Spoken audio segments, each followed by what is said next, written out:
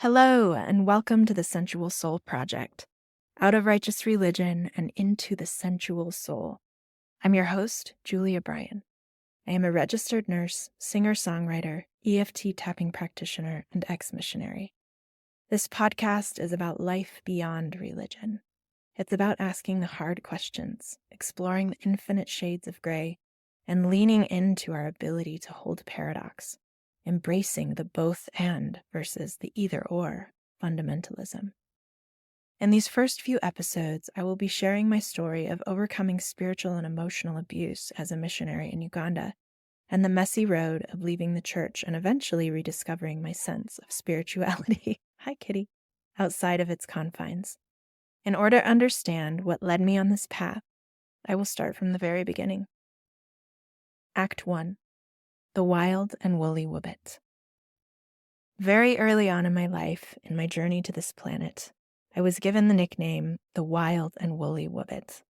I had a tendency to run around naked and was always taking my diaper off and sitting in things with my bare little butt. There's a classic picture of me fitting my bare buns into a Barbie couch after I had taken off my diaper, and I was clearly very proud of that feat. I loved to be barefoot and be outside, and when we moved to the country when I was 2 years old, a very rich and deep relationship began with the outdoors and nature, and trees specifically. In part, I was raised by those ponderosa pines. I spent countless hours roaming the woods, climbing in the trees, sitting on the roof outside my window, clinging to the sunsets and gazing at starry night skies. My connection to the natural world was my very first sense of spirituality. Being the fourth-born daughter out of 5 kids, I felt like I had to fight for attention within the family structure, and this became more pronounced when my little brother came along.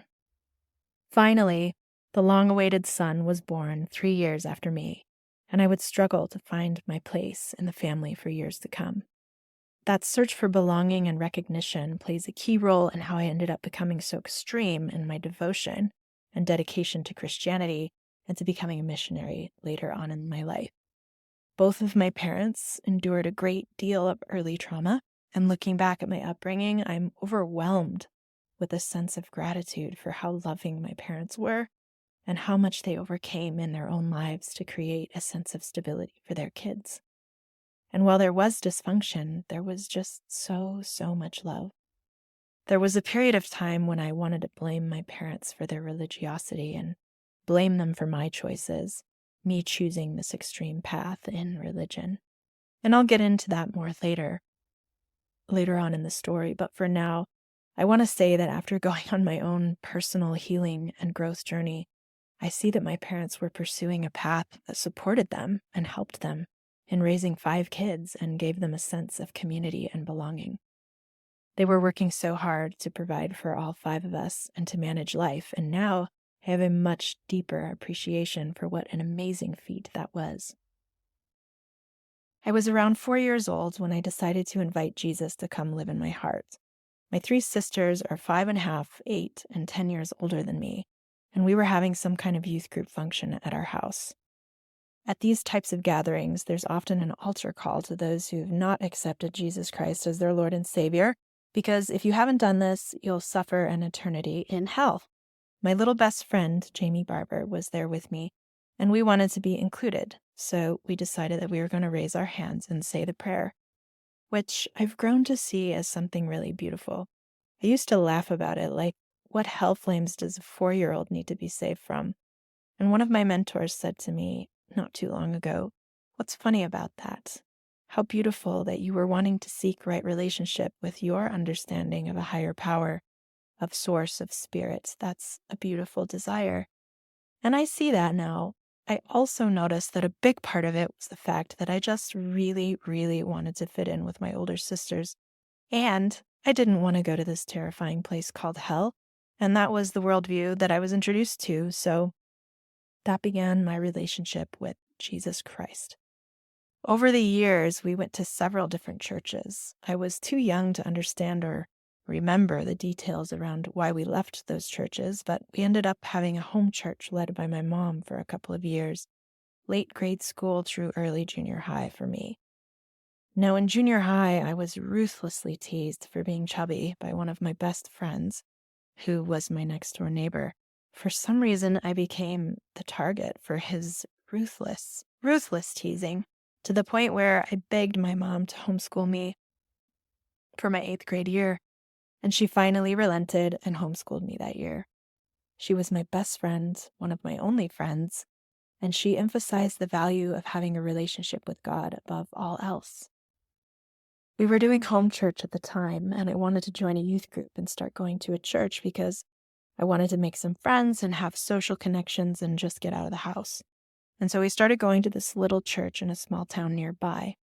Looking back at my journals, of course, I was primarily focused on boys and getting to meet people, who my current crush was, and when I was going to get to see them next. So much of it was the social aspect for me at that time. It wasn't until later in my 8th grade year that I started seeing more themes of guilt in my journal. Guilt for just not spending enough time with God or praying enough, or guilt for having a bad attitude and not doing enough chores, and I started to see that more and more from that year on. This time, my sisters were in college and finishing up high school.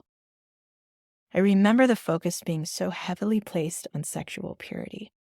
I can't quite understand why that is so life and death in so many religious communities.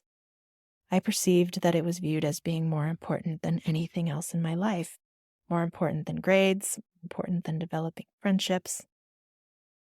There was this skit that was put on by the junior hires in the youth group. I wasn't a part of this skit. They had a large Pizza Hut pizza, and one of the girls was on stage holding this pizza box open, and there was a handful of boys lined up to see her.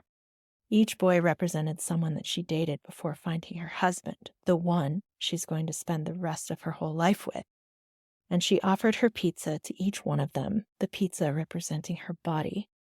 So the first boy picked some of the pieces of pepperoni off of it, and the second boy picked up a piece and had a bite and put it back. The third one ate a whole piece, and by the time her husband gets to her pizza, he looks at it with dismay that it's like half-eaten and picked upon, the message being that the pizza represents her body and her purity, and the whole sermon after this little skit was directed at females and keeping our bodies pure and holy for our husbands. There's plenty of subliminal messaging in society at large, beyond the church and youth group, and from parents about sexual purity. This, however, was one of the first overt and most ridiculous messages I remember receiving about the vital importance of female purity and the double standard that exists in the church. Going on to high school youth group, the focus on sexual purity intensified at the expense of basically everything else. To back up the sexual shame train, I was 4 or so years old. It was definitely before school started. I used to lay down on my stomach in a prone position and hump the carpet. It felt great. Naturally, I had no concept that something that felt great could be wrong, and so I would hump the carpet anywhere, anytime. So one evening in the family room, with everyone enjoying a little TV, I was enjoying the carpet. My mom snapped at me, "Stop that, Julia." She wasn't the snapping kind, so it was a little alarming, but I didn't really understand, so I kept at it. And I ended up getting a spanking for that in front of everyone. There was no follow-up conversation that I can recall. This is the precise moment when the shame and the hiding started. I've talked to my mom about this incident. She sincerely apologized, and she doesn't remember it. My beautiful mom, she was juggling raising 5 kids with a 13-year age span, helping to run my dad's business, and had a ton going on. And I know she was doing her absolute best. I know in my soul that in her paradigm at the time, she was trying to protect me. And that really created a twisted relationship in my body between pleasure and pain, and confusion and hiding and feeling like there was something really wrong with me. And on the flip side of that, my little brother was given the full green light to explore his body. Now, if you ask him, he did not get the impression that he had that full green light. But here was my experience. Dr. James Dobson, who was a very popular Christian author and public figure with a ministry called Focus on the Family down in Colorado Springs, wrote a book about raising boys and how perfectly natural it is for them to explore their bodies and to masturbate. And so that is the response I got from my mom in early high school when I, in horror, heard noises coming from my little brother's room, ran and told on him, fully expecting my mom to lower the boom like she had done to me. I get the response that it's perfectly natural for boys. I wanted to set off bombs. That messaging really, really messed with my psyche for most of my life since. What I took away from that experience is that male-bodied individuals deserve pleasure, and female-bodied individuals must feel shame about their body's impulses. So this split developed in my body as my physical desires and my hormones started coming online. Act 2. Pets and Sexuality in the Dark. My sexuality was super repressed from the carpet humping spanking moment onwards, and when I started to develop sexual attraction to females in 8th grade, I was electrified and simultaneously mortified, and so I stuffed it very, very, very deep down and far away from anybody. I remember secretly viewing female erotic material whenever I could sneak it in, and the opportunities were not many. I never even wrote about it in any of my journals. In fact, I found a journal entry in the 9th grade where I was demeaning Ellen DeGeneres for being gay. I noticed themes throughout my early journals of being critical, judgmental, and even hateful because I was horrified about this part of myself and its implications on my salvation and relationship with God. I didn't bring this up with anybody until I was out of high school. It was certainly a part of myself that I cut off and stuffed away. It didn't even occur to me that it might be a normal and beautiful part of myself. It was the 90s in rural, conservative America. I didn't even know that bisexuality was a thing, let alone pansexuality. There was zero tolerance for gender expression outside of the binary, cisgender experience. I've seen so many examples of people growing up in fundamental religious systems who are told that their sexual impulses are evil and wrong and going to get them sent to hell. And there are countless examples that I've encountered in my own life of how this results in really harmful behavior toward the self and toward others. I had to shove this piece of myself into the dark and ended up experimenting with our family pets. I also experimented with a child that I was babysitting when I was 14 years old. I was curious about the ability of animals and people to develop boners. And that is what I experimented with the pets, and that is what I experimented with the baby boy when I was changing his diaper. I was like, I wonder if his ding-a-ling does the same thing, and lo and behold, it reacted in the same way. There was never any safe space for me to ask questions, to express my curiosity about this stuff. It was simply not allowed to exist for me. I'm sharing this because shame just thrives in the dark. So does guilt. I'm sharing this because I want to shine a light on it and invite conversation around all of it.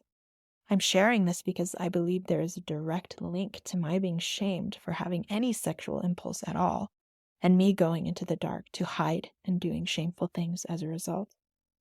Eventually, I accepted shameful, painful sexual treatment of my own body years down the road. I also experienced being on the flip side of the equation. When I was 22, I was raped by a friend of mine who I went to ministry training with, and I could see that it was a direct result of having to shove all the sexuality that he had into the dark, into this place where it's not allowed and it can't be talked about. It can't be expressed or explored in a safe way, let alone any conversations about the concept of consent. Those conversations don't happen at all. Again, why am I sharing these dark truths? Because they are perfect examples of just how detrimental to human beings it is to shame them from such a young age about their natural sexual impulses, rather than having open conversations, letting these things naturally develop and exist, creating healthy containers and boundaries, and introducing vital conversations about consent with no shaming whatsoever. Act 3. Rockstar Dreams. In high school, I felt like I was more than one person. There was this rebellious, vivacious, horny, just ready to take on the world and get the hell out of my town and explore things girl becoming a woman. And then there was this side of me that would wake up in the middle of the night in a sheer panic, feeling that demons were tempting me, I'd anxiously pore over my Bible, not being able to get back to sleep. I was certain and terrified that I was going to be martyred overseas as a missionary someday. I was going astray and dishonoring God with my sinful thoughts and impulses, basically by being a normal teenager. It felt like these two parts of me were fighting over my decisions and at complete odds. I noticed this split as I was reading through my old high school journals recently. This part of me that just wanted to enjoy high school, making friends, having all the experiences. And the first couple of years, I really did that. I had a group of girlfriends and a bestie. We were inseparable, and we had a group of guy friends that we hung out with, and we did the fun things that kids should be doing, like going to games and watching movies, breaking into the local swimming pool overnight, streaking through the park, game nights, school dances, parties, first boyfriend, open mic, basketball. I had such a fun experience the first couple of years of high school, just letting myself enjoy it. And then this guilt, this spiritual, emotional kind of guilt entered in, and I felt like I needed to find a youth group. I cut off my beautiful long hair before my junior year, writing in my journal that it was vain and attention-seeking. We weren't attending a church at the time, again, and I was the major impetus for getting my family back into church, where I joined this youth group. While there was this strong part of me wanting to do the right thing and feeling like I was doing the wrong thing by just doing normal teenager stuff, I also had the dream of being a rock star. I started showing interest in guitar around 10-ish years old.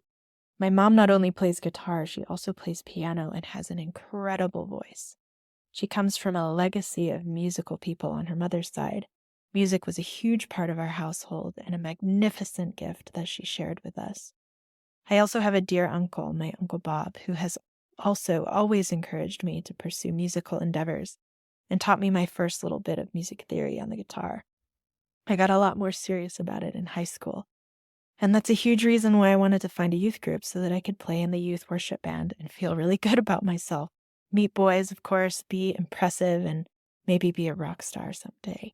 It was my Christian-sanctioned dream. I could be like Jennifer Knapp, who was this rad, electric guitar-playing 90s alt Christian artist. And I thought maybe I could do that because, it's for God, right? So I joined the youth group, worship band, and became deeply involved in this youth group starting my junior year. A very formative part of my youth group experience was something called Dare to Share. It was a performance-type experience that toured around different cities, and a ton of youth groups from the surrounding towns and suburbs would converge at this weekend-long event. So our youth group arranged to stay the night in some church closer to downtown, where the event was held. So it's this big stage production in which a young high schooler is living his best life and having fun in high school. He's also a Christian and goes to church with his family. No, our boy's best friend does not go to church and is not a Christian. The climax of the performance is homeboy's bestie gets into a fatal car accident, and they dramatize his soul going to hell because he never knew Jesus Christ and never accepted him into his heart. So now our main character has to live with the fact that he could have stepped in and shared the good news about Jesus Christ with his best friend, but he didn't. And now the blood is on his hands. So you have this mortifying play, and you're thinking about all the people you know in high school and how their blood is on your hands. Then the next day, they send you out downtown Denver to witness and share the good news with complete strangers, adults, people just trying to live their day-to-day lives. And here we are, this terrified gang of children, ages 13 to 17, descending upon the downtown peoples of Denver, asking you if you know what's going to happen to you when you die. And of course, we get laughed at, and it was so uncomfortable, embarrassing. And they teach you that it's this great honor to share in the sufferings of Christ in this way. This emotional manipulation was so present in all of the events that I went to through my time in youth group. We were constantly given this message that the fate of the people around us was in our hands. So even on a plane ride, you just sat there embroiled in guilt and feeling like you just want to get where you're going, but you have to be thinking about the soul of the person sitting next to you, who's an adult human just trying to live their life. And finally, maybe you do work yourself up to asking this person if they know what would happen to their soul if we were to die on this very airplane. and it's awkward, and you both want to escape. Or you don't talk to them, and you're just consumed with guilt. There was no outreach program in our Baptist church for adults. Having adults going downtown or doing outreach and evangelizing, it fell solely on us youth, junior high and high schoolers. I'm not sure exactly why that is, but I think it's really interesting and totally unfair. I will say of my experience in youth group, as with most things in life, it wasn't this big, giant, totally negative experience, not at all. I also had a ton of fun.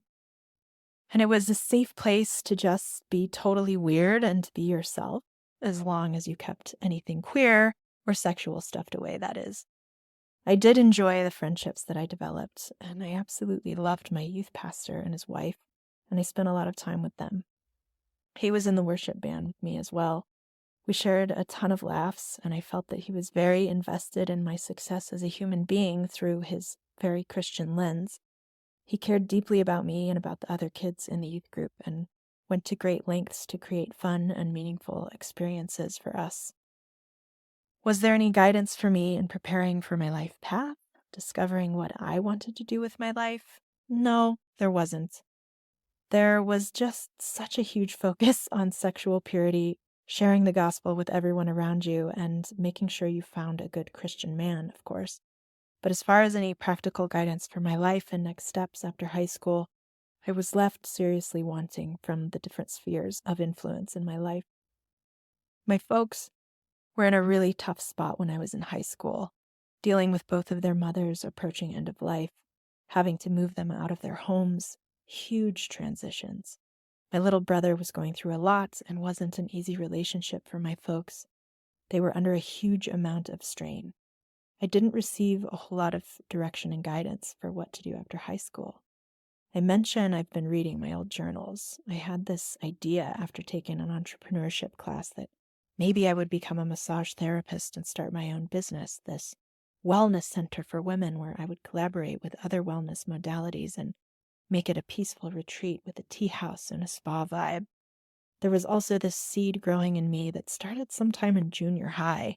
I thought I might become a nurse. I really have no idea where that came from. There are no healthcare professionals in my family. I had no idea what it entailed. I started having the thought somewhere along the line in high school that I should become a doctor.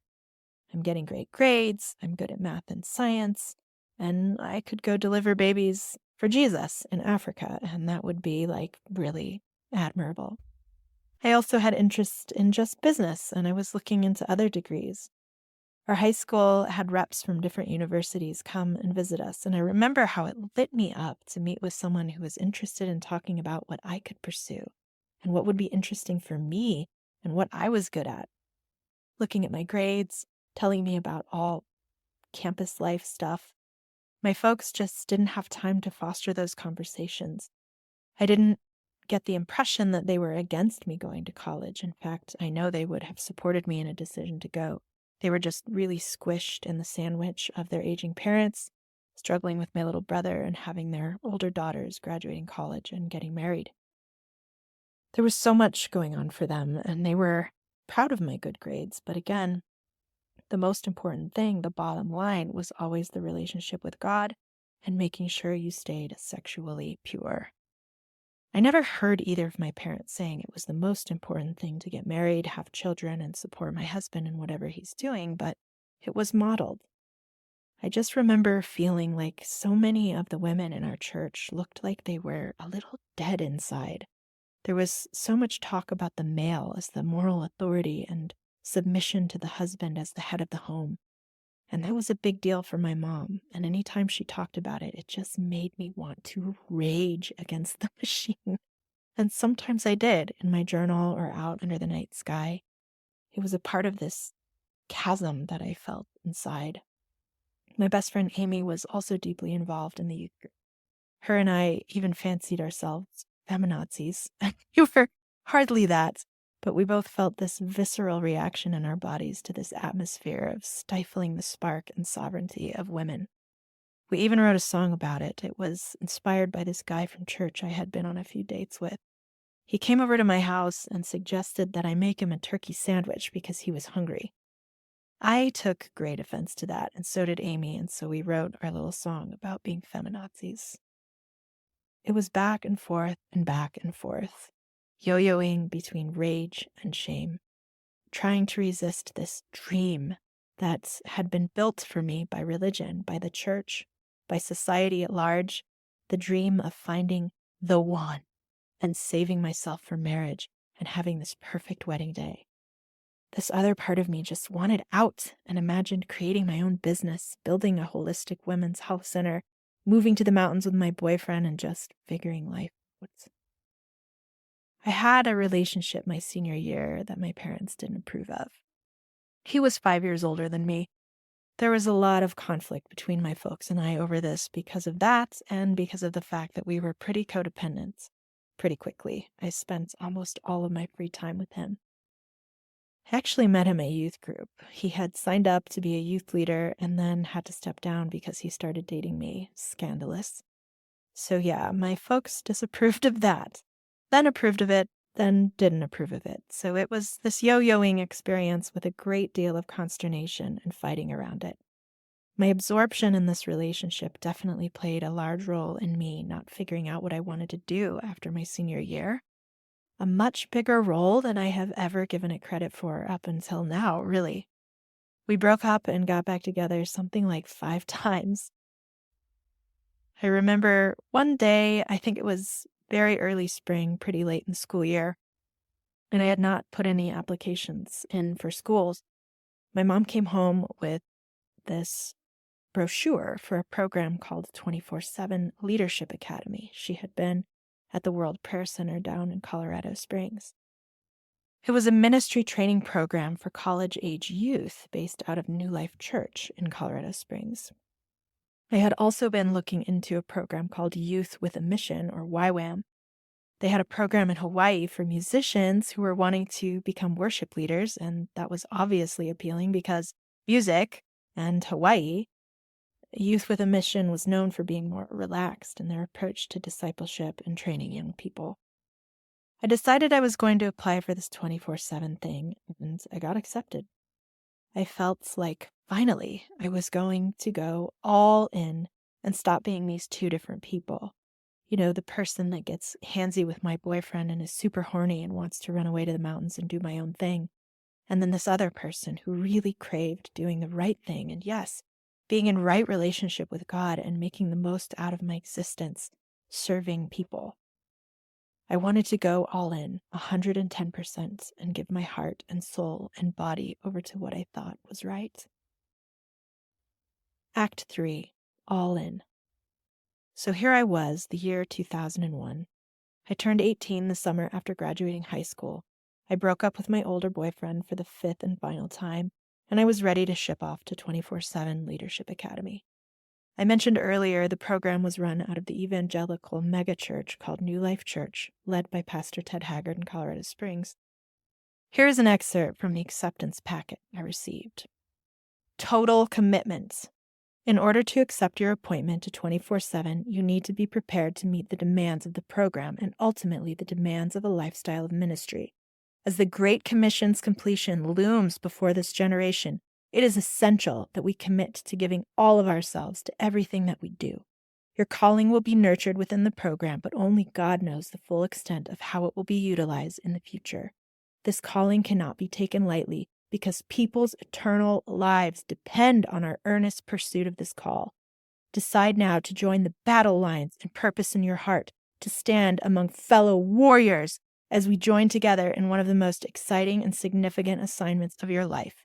If you are committed to being an active participant in helping to build the kingdom of God through your life, then 24/7 is a great place to start.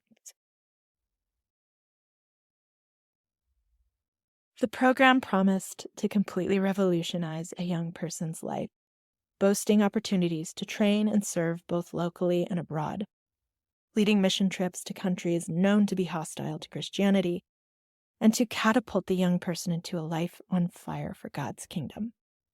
The part of me who felt passionately feminist, the teen warrior who wanted to do things her own way, along with my queerness, were all shoved into a dark place, and I tried to shame and forget about them in my pursuit of service to God. Over the course of this year, I started losing my ability to see the many shades in life, and things became black and white. The program was led by a single 30-year-old man and a group of second and third-year students who were anywhere from 19 years old to their late 20s. We were divided up into teams with second-year students as our leaders. There were around 50 of us total, including the first-year students.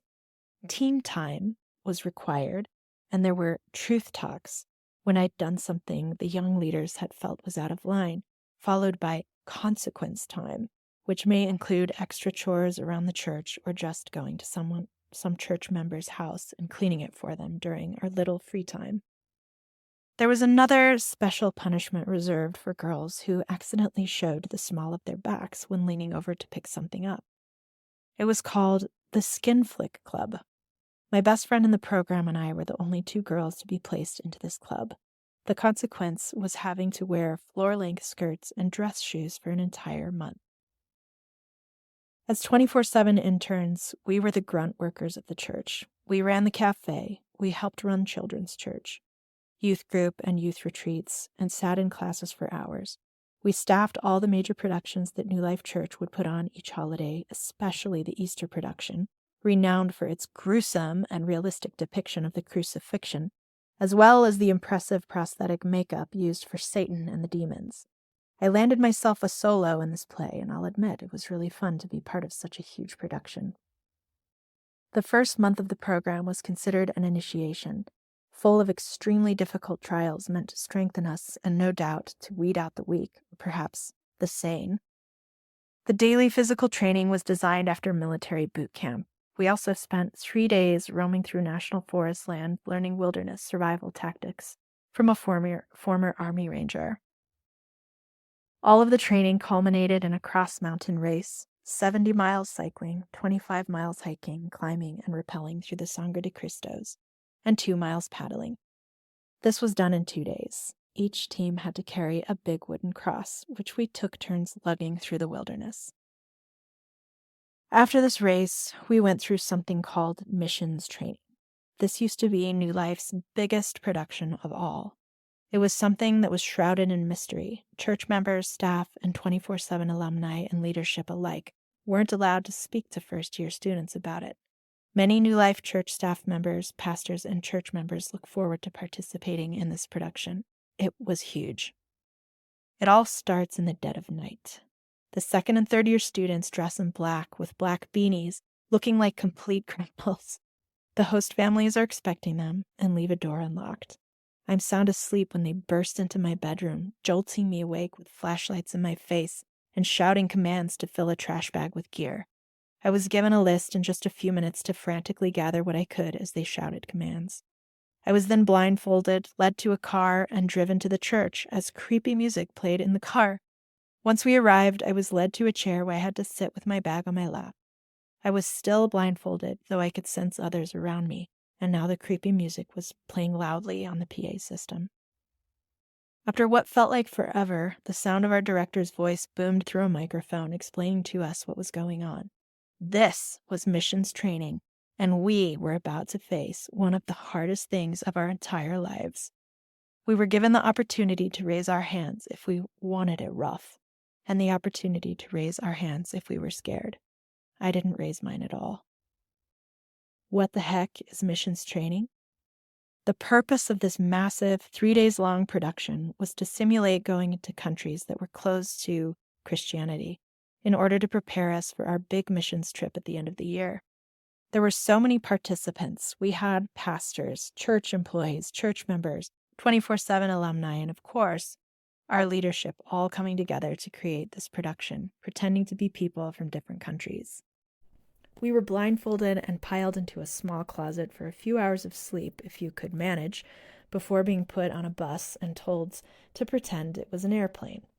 At each, quote, country we arrived in, there were people acting as customs officers and also playing missionaries and locals who acted as our guides in each country. For 3 days, we were sleep-deprived, fed barely edible, unrecognizable slop, slept outside in the October freezing cold mountains, and disoriented by the continual blindfolding and relocating to different spots in the mountains, hiking around Colorado Springs, where they had set up these pretend custom stations. The climax of this experience was traveling to pretend Afghanistan. I'll remind you that the year was 2001 and the 9/11 attacks had just happened the month prior. There was a church member who had lots of land and a huge indoor rodeo arena where the customs was set up. The actors were dressed in turbans and military uniforms, carrying AK-47s and pretending to speak in Arabic, confiscating our belongings and shoving us around. Now, sometime after 9/11, there was a televised assassination of 2 women alleged to be teaching the Bible in Afghanistan. New Life Church obtained a copy of this clip and played it on the mega screens during one of our first services after 9/11. This scene was reenacted to a T in the rodeo arena in front of us. Burqas, where did they get these? AK-47s and blanks. The lump bodies of the women who reenacted this scene were tossed into the back of a pickup and drove off. We were so sleep-deprived and delusional at this point. It was terrifying and starting to feel real. After making it through our customs, we were sent out into the dark night on this land to try to find our missionary contacts. We all eventually convened at one of the outbuildings on this property for a little underground church. Our missionary actors had met us there and were leading us in whispering a praise song when gunshots went off outside the building. Armed, quote, members of the Taliban, dressed in turbans and military uniforms, rushed the building, shouting and seizing us by the arms, zip-tying our wrists behind our backs. We were shoved down on our knees and forced to watch this dramatic unfolding of the Taliban executing our missionary contacts one by one with blanks. All of the guns were real. It all felt real at this point. Most of us were sobbing. We were then forcefully moved into holding cells where other church members were acting as former missionaries who had lost their minds in captivity and were trying to convince us to deny Christ and just get the heck out of there. One by one, each one of us was approached by 2 angry soldiers. A black bag was put over their head and they were escorted out of the holding cell. A part of me still knew that this was just pretend, and a part of me was fucking scared. Finally, it was my turn. They threw the black bag over my head and dragged me into an interrogation space in one of the other outbuildings. I was forced to my knees and the bag grabbed off my head. The spotlight in my face was blinding. The main interrogator was former military. He said my life wasn't the only one at stake. He shoved his fingers into my chest, claiming he knew where my family lived and that he would kill them all. Unless, of course, I renounced Jesus Christ and left the country. This went on for a while, and I refused his demands. So the guards threw the bag over my head again and dragged me out of the building. I tripped over bodies that were laying on the ground and was shoved to my knees once again. The guards gave me one more chance to deny Christ, and I screamed out that I would never.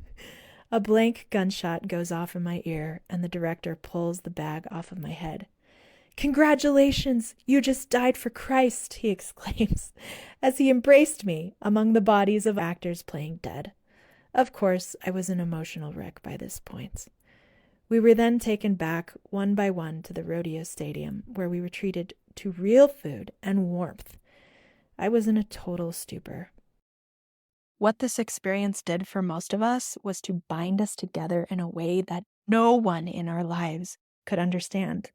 It was meant to be a rite of passage, a righteous initiation, and we were proud of ourselves for making it through. I was in an echo chamber with people who were constantly telling us that we were the cream of the crop, the chosen ones, the real deal, and that we were going to do the most amazing things for the cause of Christ. Most of all, I finally felt a sense of belonging. By the time I finished with this program, I had lost my identity outside of it. I wasn't able to recognize all of the brainwashing tactics until several years later, despite all of the crazy red flags along the way. In this belief system, doubts are synonymous with sins. So the parts of myself that had reservation, that felt something was off, that were trying to pull me back to reason, I dismissed over and over as being sinful and selfish. When I zoom out, there's no denying that I had a wonderful childhood with very loving parents. I was also raised on a lot of spiritual guilt, and some key aspects of my upbringing primed me for self-doubt and radical submission to God's authority. I experienced a lack of encouragement to pursue an education, the emphasis being primarily on my relationship with God. On top of this, I was the fourth daughter out of 5 kids, with the long-awaited baby boy coming after me, and I struggled to find my place in our family. I often felt lost in the sauce. My parents were doing their best, and it was the perfect storm. I got completely swept away. Thank you so much for tuning in today to the Sensual Soul Project. I am delighted to have you here for this ride. This was and has been a very healing and intimate journey within myself, to really hold the parts of me that I had put into exile, made wrong, and were ashamed of. And I'm in the process of bringing each part of me home and becoming more whole. And this is really why I started this podcast. In the many different paths I have traveled in this life, I have seen the pain left behind with so many different peoples and families from the effects of fundamentalism.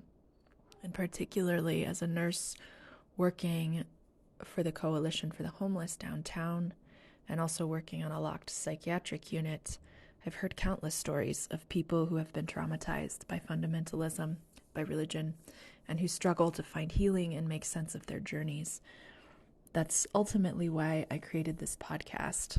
And that is why I finally got the courage to compile and share my story, to be really vulnerable, because I want those of you who have walked the struggle and who have not been able to make sense of or find meaning, or a community even, of people who understand what it's like to have walked through that path and walked away from it. This podcast is for you, and I'm just chuffed that you're here. If there's anybody that you can think of who you think might benefit or would enjoy this podcast, I would love for you to share it with them. If you subscribe, you'll be notified when new episodes drop each Monday, so please subscribe. It also helps this podcast reach more people. Thank you so much for listening, and until the next round, I hope you are tuning into your heart, giving yourself grace, and finding joy today.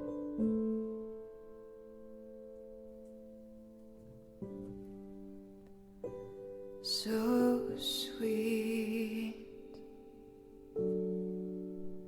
so sweet, so sweet.